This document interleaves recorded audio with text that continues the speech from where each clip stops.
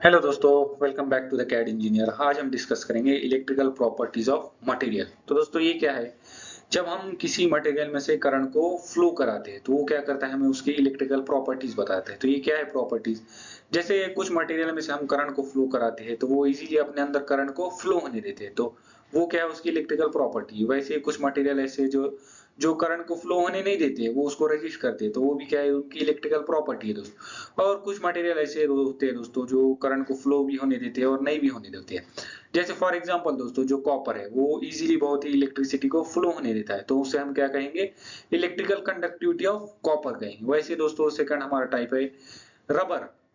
Rubber क्या है दोस्तों, ये इलेक्ट्रिसिटी को फ्लो होने नहीं देता है, तो इसे क्या कहते हैं हम, इलेक्ट्रिकल रजिस्टिविटी।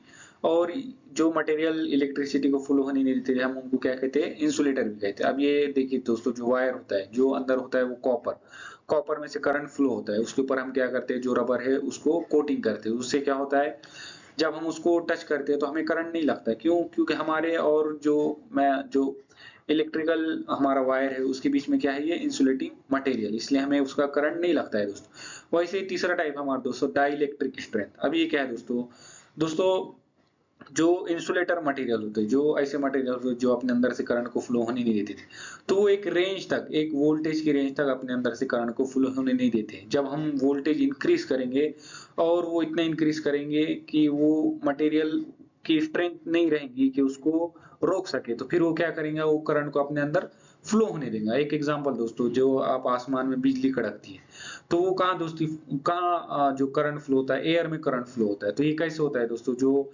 जब हाई वोल्टेज होता है तो एयर क्या करता है, फिर वो इंसुलेट नहीं कर पाता है, जो रजिस्ट नहीं कर पाता है करंट को, और वो अपने अंदर करंट को फ्लो होने देता है। तो वो क्या है दोस्तों, डाइलेक्ट्रिक स्ट्रेंथ।